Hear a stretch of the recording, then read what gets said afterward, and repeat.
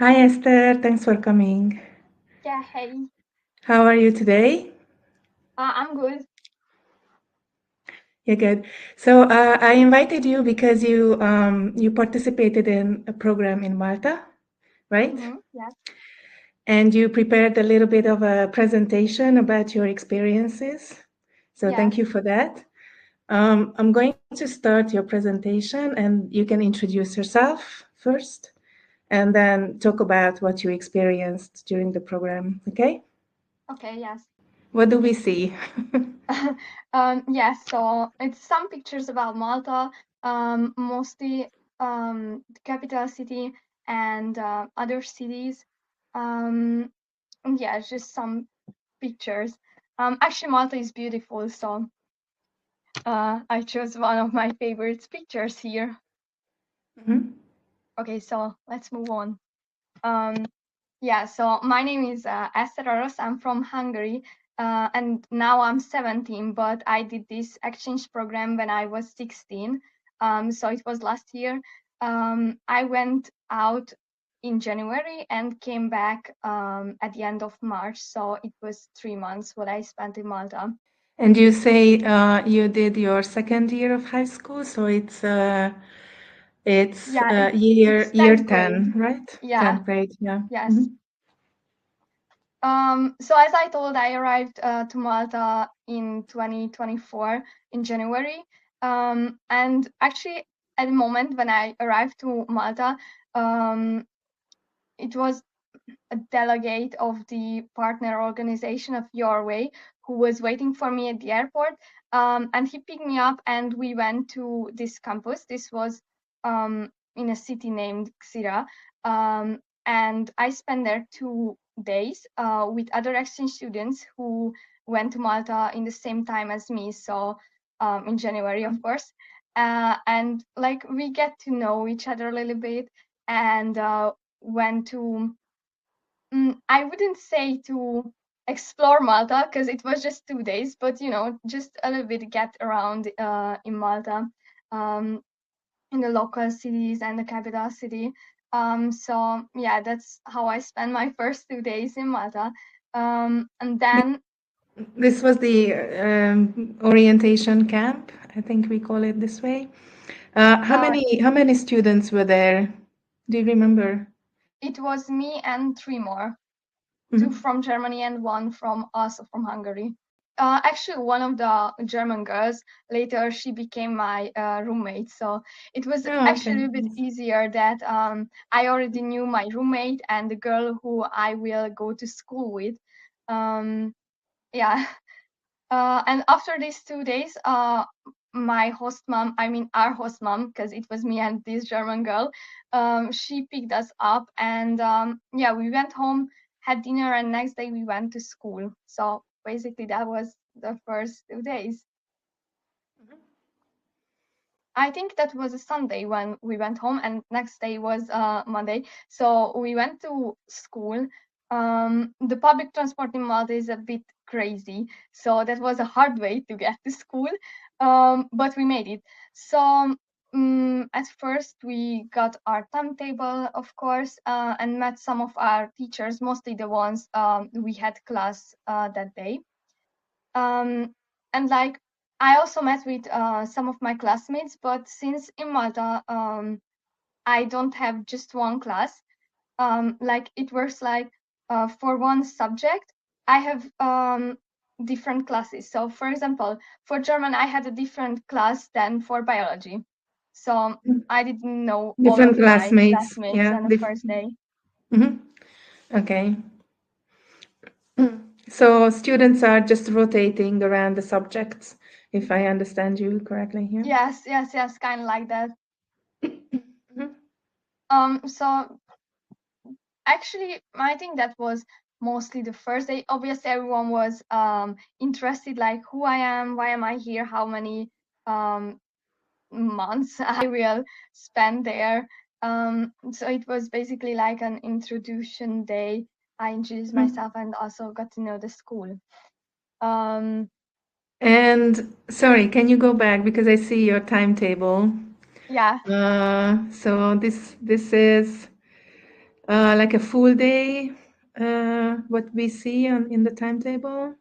Actually, it's every day of the week. Mostly I had like 5 lessons per day, but sometimes I had 3 lessons. And I think I just had one day when I had all of my lessons. That was a really long day. Yes. And what did you do? Maybe you will talk about it later, but what did you do in the gaps? Because I see you have some gaps between the Yeah. classes. Sometimes I had these free lessons with these exchange students I already know. So mostly I went out with them, like for coffee or grab some food. And I think that's all we did, because like we had to stay close, of course, of near the school, so we could arrive on time to our next lesson.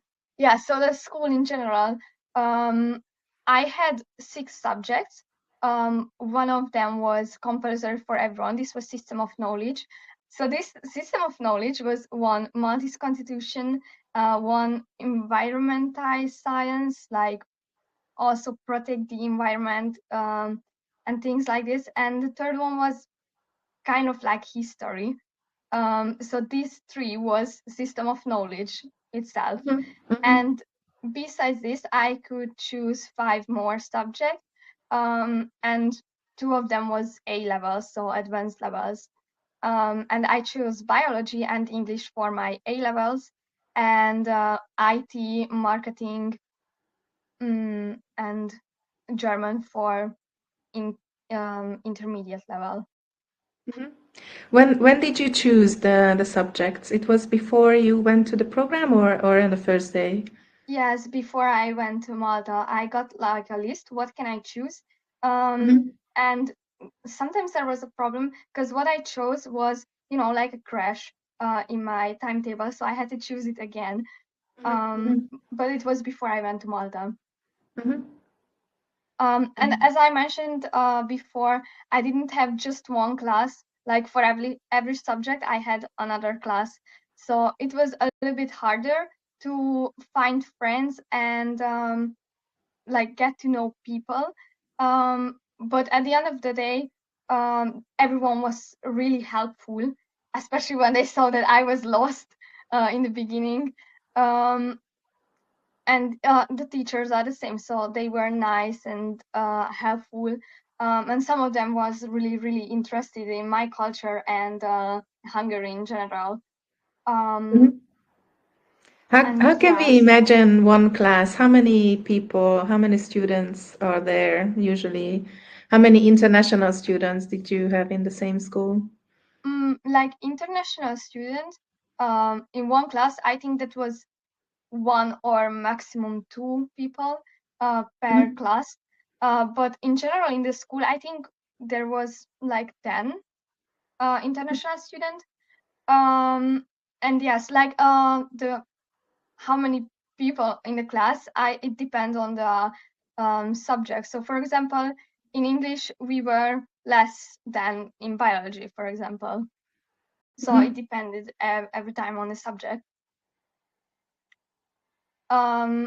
Yes, there was also Maltese spoken in Maltese school. No, mostly they use English. Sometimes 1 or 2 words Maltese, but no, mostly in English. So there was no problem with that. I didn't understand what was happening during the lesson because it was all in English. So most of the time I spend my free time with my friends, especially with these exchange students. I arrived to Malta in the same time. We went basically everywhere with each other, and we also explored the island together. And since Malta is built up from, so like the main one is Malta, and there are Comino, which is a smaller island, and Gozo, which is also a smaller island than the main one. We also went there sometimes, so it was not boring at all. And in February there was several day carnival in Malta. We also had in February like 1 week break, I think, like around 1 week from school. So we also had time to go to this carnival. And in March, there was St. Patrick's Day, which Maltese people also celebrate. Actually, I thought that only Irish people celebrated, but turned out Maltese also.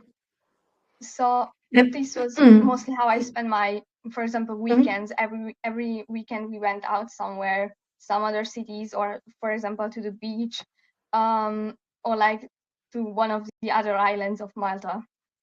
And how did you get around in the island when you went to Mostly different with places? public transport, but it was a bit hard with public transport because it's not really on time and not really reliable at all. So but actually, yes, with public transport when it was really far away, but sometimes I just walk there. So for example, in the first week when my bus didn't come, I just walked 1 hour to the other city. How big is the island? Because it's hard to imagine. Do you know? I mean, And I how long does it take to get from one place from one end to the other end of the island? If you did it that. depends, because like the public transport, it's not going straight to a city, but it goes around almost the whole island, so it takes a long time to go even to the next city, what is next to you, because the bus is going almost the whole island around.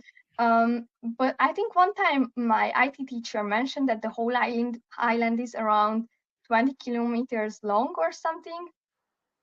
So it's not that big. No. My host family was it was a 2-person family. So I had my host mom, who was a retired woman. I think she was a teacher before, and her son, and he was a book writer and also some kind of politician, but I didn't really understand that one. And they were very kind and straightforward. Most of the time we had dinner together with my host mom and my roommate, like the German girl. And for example, our host mother, she really liked to gossip. So she was talking a lot with us, and also asking about us and about our culture. So yes, this house where I lived, it was like it had 3 floors, and I lived on the 2nd floor. My room had 2 beds and a bathroom on the same level as my room. So This was is the what we house. see in the picture, right? Yes, it's Yes. my house from the outside. About the house rules, we didn't really have, obviously not to break everything and like the basics, what you are doing at home. So what you won't do at home, you won't do at your host family. But otherwise, we didn't really have strict rules. Only our host mom was asking us that if we are going out, we should text her that where are we or at what time we are arriving home, or if we are late from dinner, just text her so she can organize her day also. We didn't really have like these family activities together, since Malta is not even that big to have that much activities. And otherwise, sometimes we went out for a restaurant or for a coffee or something, but otherwise not really. We were mostly like, when we had programs with a family, it was at home, and mostly it was just dinner, so it was nothing big. And also when I had, it was a really big house, right? So sometimes we had other exchange students, mostly from France, and in the evening we really like to play Uno. So everyone from the house, we came together and we just played Uno in the evening. So that was most of the time my daily routine. Sounds nice. Sounds Yeah, really it was nice. actually, and I really missed it. Yeah, about myself. After this program, I have became a lot more independent and open. Before I went there, I was like, I wasn't really talking with people. Like, I just had my friends and I was okay with them. But now I feel more open, and I feel like I want to get to know more people. And even when I go abroad for a holiday or something, I feel more talkative, and not just obvious, not just in holidays, but at home also. Like, also my teacher noticed that I'm more talkative, I'm more open, and also open-minded. I wrote here that before this experience, I used to stress over things. And that's true, because I was most of the time stressing over like how I'm gonna solve this. But after this, I feel more kind of relaxed, because I know I can solve this. Because when I was in Malta, I had things I had to solve by myself. So I know that I can do it, and I'm just not stressing over it, because everything gonna be fine at the end of the day. What challenges did you have? Sorry. Can you remember some challenges that you had during the problems that you had to solve? While I was in Malta? Mm-hmm. For example, like I mentioned that we had other exchange students in the house, and one time they were all boys, like a group of boys, I think like 4 or something, and our host mom was not really amused by the idea of we are, like getting friends and stuff like this. So she didn't really wanted us to even talk with each other. So we just went to our coordinator in Malta, because we also had a coordinator in Malta, not just in Hungary, but also in Malta. And we were telling this coordinator that we have this problem with the host mom, that she doesn't want us to even talk to other person who lives with us. And she was like, okay. And she talked with our host mom, and then she changed, if I can say like this, and then everything was fine. Yeah, so you could voice your opinion better than Yes, before. and also it's really important, because if you're not talking to your host mom, or in worst case to this coordinator, no one knows that you have a problem. So like you have to speak up for yourself and learn that you have to do it by yourself, because no one gonna do it, just you. There was also a question if I'm thinking about going abroad for studying, and the answer is yes. I really want to go abroad to study. I want to become a dentist. But it was before I went to Malta. I also wanted to become a dentist, and it didn't change. So this didn't change my point of view that what do I want to become. But I'm hardly thinking about I want to study abroad. You want to repeat the experience then? Yes. In a different country, maybe. Yeah. Yeah. Why? Or Malta. Why Malta? And what was my favorite moment in Malta? I didn't really have one favorite moment, because the whole 3 months was a big experience, and I couldn't really choose one. Maybe one time when I had a better score at an English test than my classmates. That was really good. That felt good. And also I mentioned these Uno parties in the evening. That was also real good. So yeah, mostly these are my favorites memories from Malta.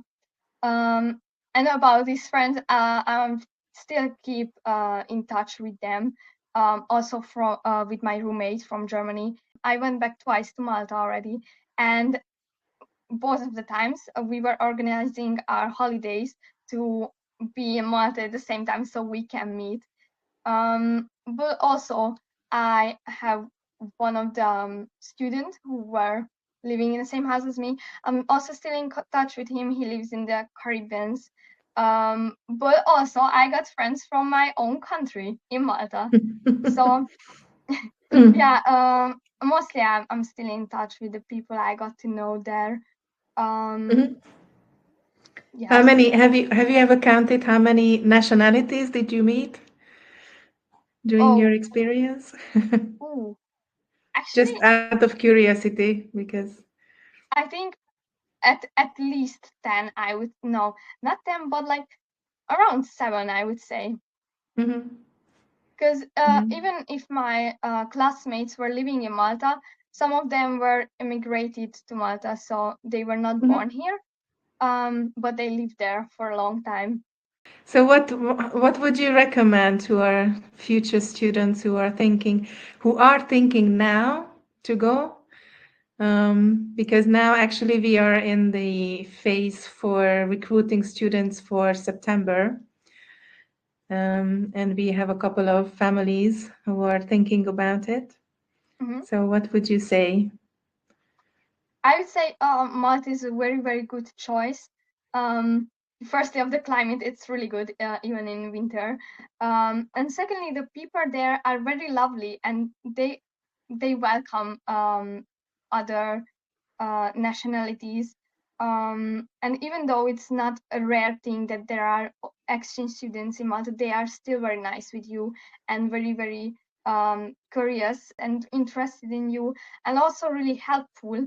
And in general, Malta as an island is really beautiful with beautiful landscapes. And if you get the opportunity to do exchange program, Malta is a really good choice. Like I wouldn't miss it at all, and I would do it again.